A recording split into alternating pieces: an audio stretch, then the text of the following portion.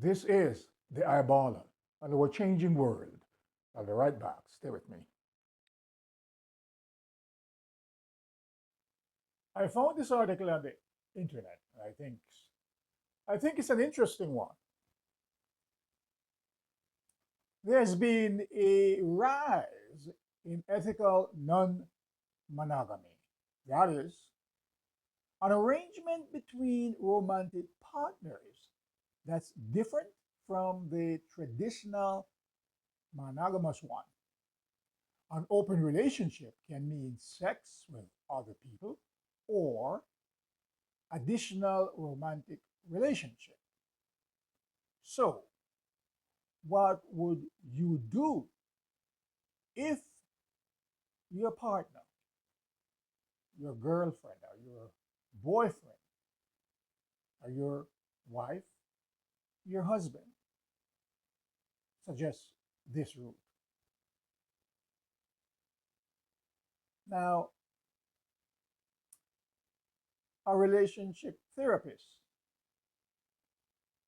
Carlette Monk, says such a conversation is bound to evoke a myriad of thoughts and emotions and offers her advice for couples exploring this option.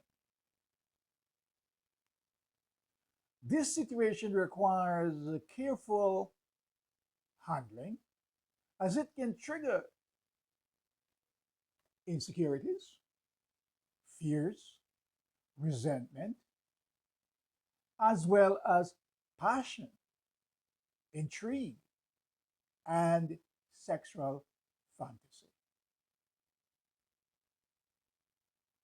You could reflect on the idea that marriage in modern society is expected to fulfill a number of key roles, which are often contradictory in their very nature. Stability, yet spontaneity, commitment, and emotional safety, yet sexually dynamic and passionate, financial security, and family responsibility, yet allowing space to embrace and express the self. For some couples, the venture into an open marriage can ease some of these societal pressures and indeed ignite an eros that was starting to burn out. I wonder what could openness in the marriage be representing: emotional intimacy, sexual desires, and exploration of the self, social stimulation, being curious about each other, and have a shared meaning will encourage ongoing, open, honest communication.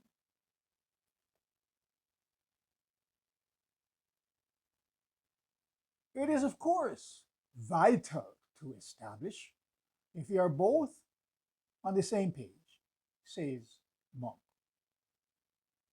If only one person wants to have an open marriage and the other feels coerced or obliged to agree, then it will cause huge problems that can lead to the breakdown of the relationship.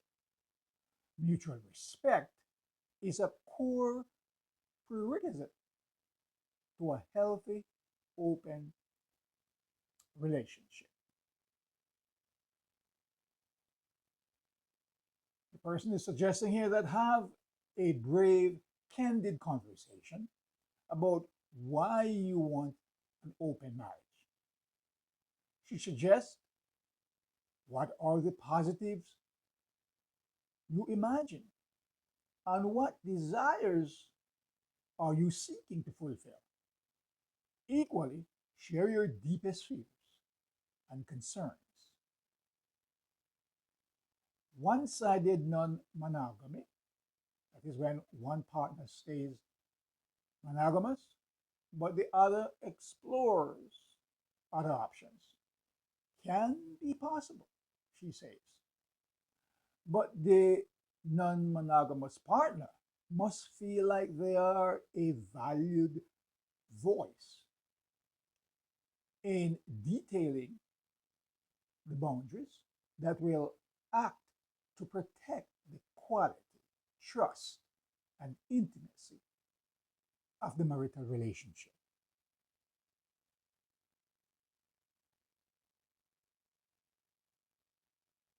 She goes on to talk about what can be agreed upon. If there is a strong difference of opinion when seeking relationship counseling, no, then seeking relationship counseling with a trained and registered professional who is accepting of non monogamous relationships can be really useful to explore these intricacies in a safe, confidential, non judgmental space. That's what Monk said. That's what she said here.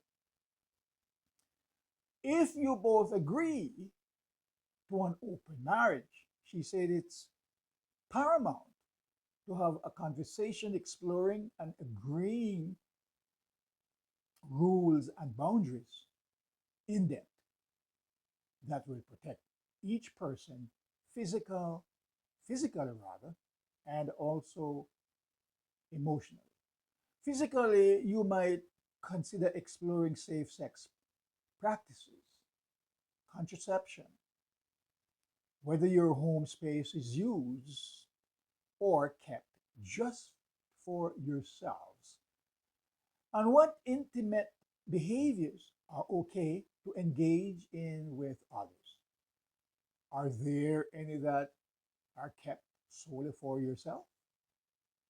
Or is it a no holds barred situation?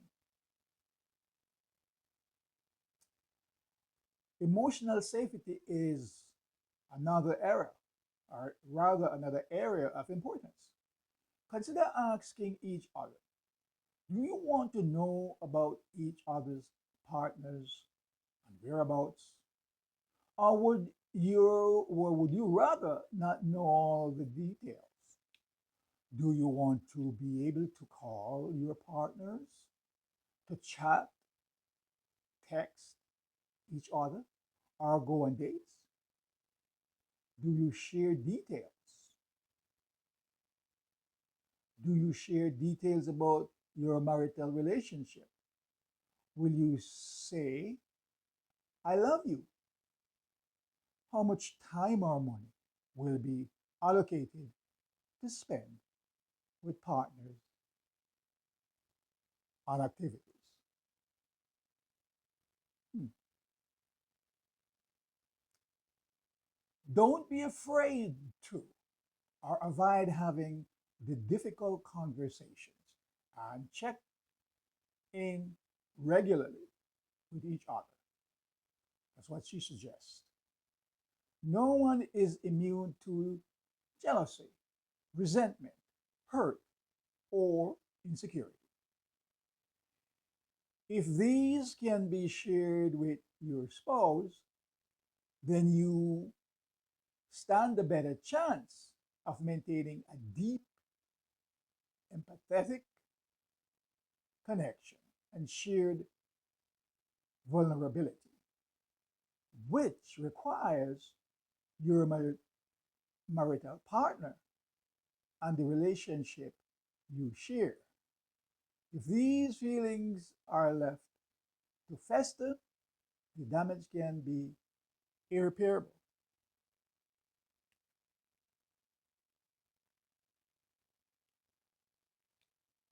Monk believes that a careful, negotiated, and agreed upon marriage can be wonderfully affirming, creating an environment that encourages freedom of expression, stress reduction, and contentment.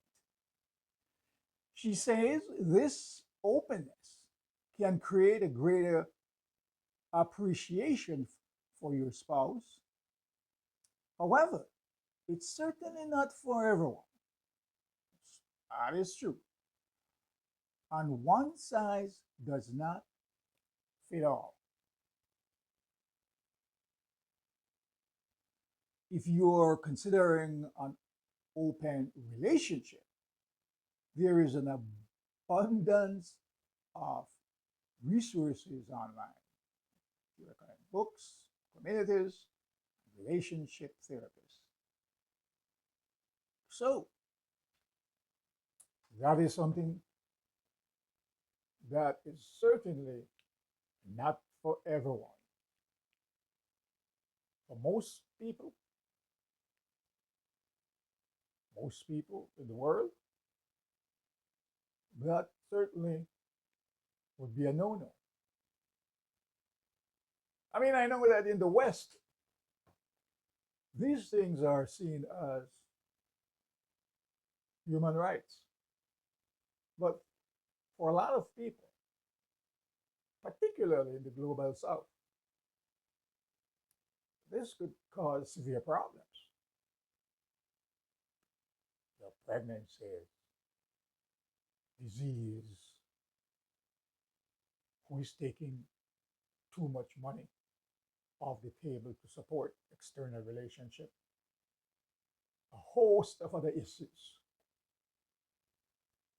could emerge.